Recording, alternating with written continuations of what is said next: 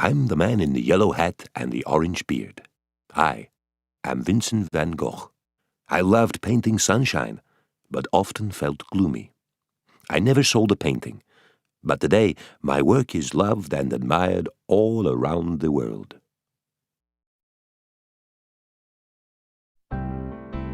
Hello, here. Over here, yes, here I am.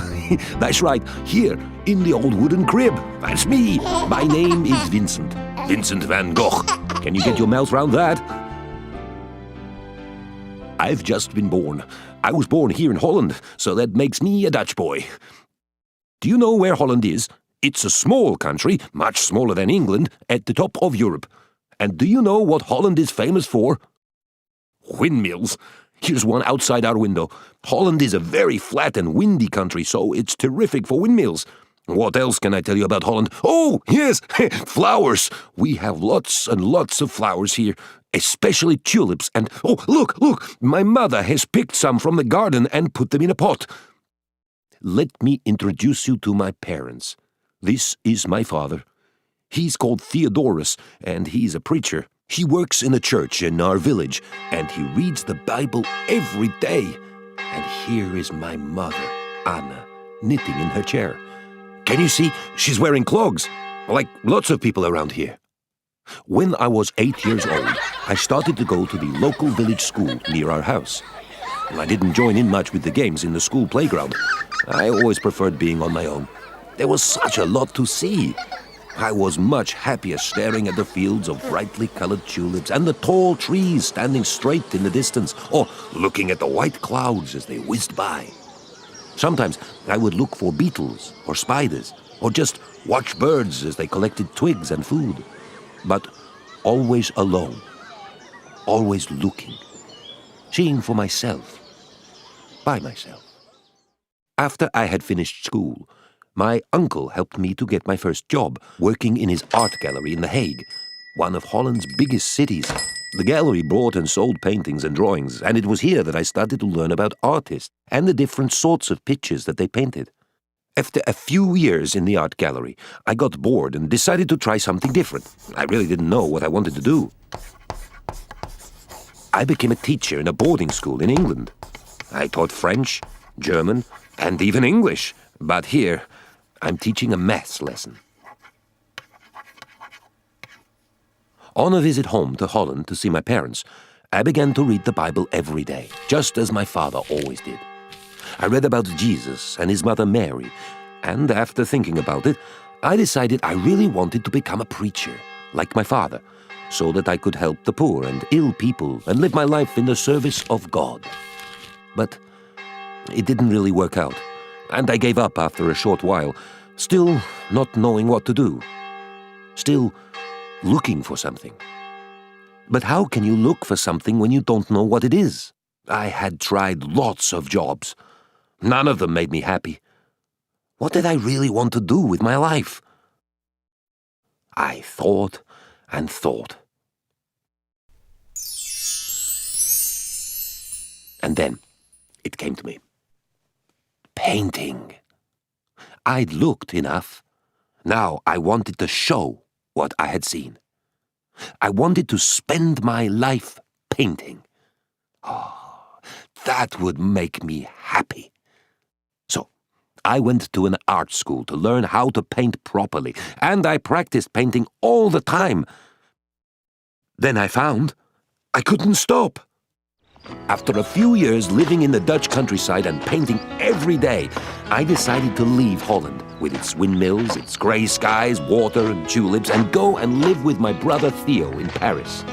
So I set out with my heavy bag, stuffed full of paints and brushes and canvases. I would be joining my favorite brother in the big city. Was it an adventure? It should have been. There was an exciting group of painters in Paris. My brother, who knew some of these painters, arranged for me to meet them. Now that photographs could make pictures look so real, painters had to find new ways to make pictures. We discussed new ideas and new ways to paint. The great Paul Gauguin, shaking my hand in this picture here, became an especially good friend of mine, and we often stayed up late arguing about new ways to paint. My brother Theo was 3 years younger than me, and we were always the best of friends. He had a good job and often gave me money because no one was buying my paintings. In Paris, we shared a place in the middle of town, and, oh dear, I think Theo got a bit annoyed with me and my messy ways. I'd never clean up. He is very neat and tidy and well organized and likes everything in its place. After 2 years in Paris, I wasn't getting on at all well with Theo, and I found I missed the flowers, the fields, and the animals of the countryside.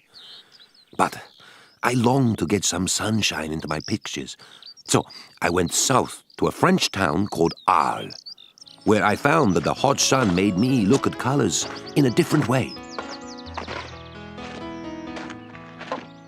I started to paint pictures full of sunshine.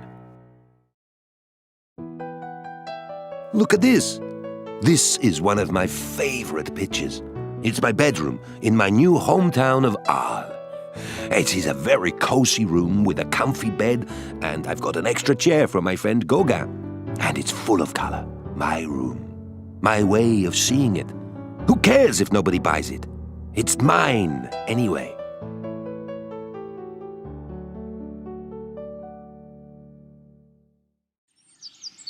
Here I am painting one of my best pictures. The farmers were busy harvesting the corn. The fields were a patchwork of gold and yellow, and the animals and birds seemed in a playful mood. And there were sunflowers everywhere. Sun and flowers. I was so happy I painted pictures as fast as I could. Sunflowers. Oh, I love them.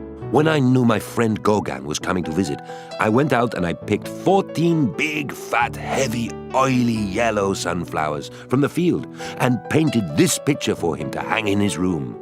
I used huge squirts of yellow paint for this, and I splodged the paint on very thickly.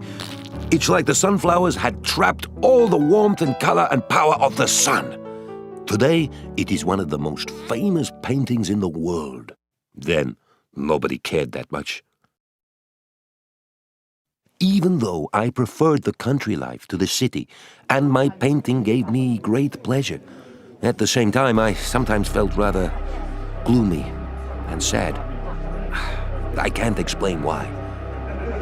I used to stay up in the local cafe, talking with people until late in the night. One of those people was my friend Paul Gauguin, the one I gave the sunflower picture to. After I met him in Paris, he came down to Arles so that he could paint with me. We enjoyed the bright colors and warm weather together. But we both had strong ideas about things, and we often argued.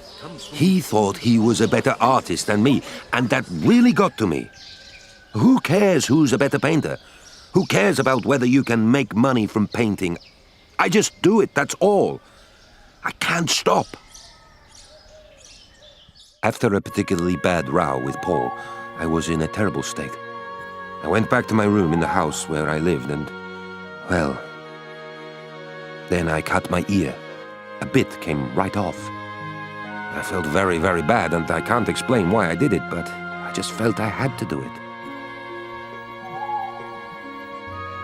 Well, after that, I knew I needed to get some help, so I asked if I could go and live at the nearby hospital. I still painted, though.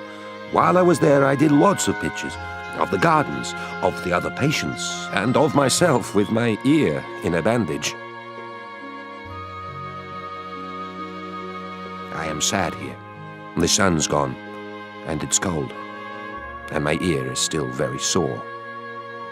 I can't get rid of my sad feeling, and I'm disappointed because I had so wanted to find happiness in art. Now I don't want to paint sunny pictures anymore. By the way, have you noticed that I've painted myself with the bandage on the wrong ear? That's what happens when you paint your reflection. Try it for yourself. Go to a mirror and hold your right ear. In your reflection, you're holding your left ear. Let me show you another picture I did while I was in hospital. It's called starry night. And I did it all from my memory, or my imagination. The stars are shining very brightly, and the sky is full of movement, while the little town lies quiet and still in the darkness. Nobody took much interest in this kind of painting when I did it. But today, this is a picture that everyone knows. Why? My whole life long, Theo, my brother and dearest friend, had always taken care of me. He lends me money to buy paint and to buy food when I am hungry. We write lots of letters to each other, and of course, when I cut my ear, he was very worried about me. When I came out of the hospital, he said the best thing was that I should move to live near him.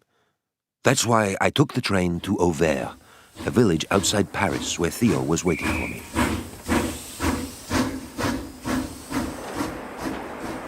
He knew a nice, kind doctor who lived in the village of Auvers with his daughter. His name was Dr. Gachet, and he was a great art lover. He welcomed me into his house and promised Theo he would look after me. This is my portrait of Dr. Gachet. People say he looks gloomy there, with the plants that he uses to make medicine. I just say this is Dr. Gachet as seen by me, Vincent van Gogh. I painted a lot when I was at Dr. Gachet's, but it didn't cheer me up. I still wasn't feeling well in my head, and I was very muddled up. One hot night, I decided to go for a walk in the woods. One last time.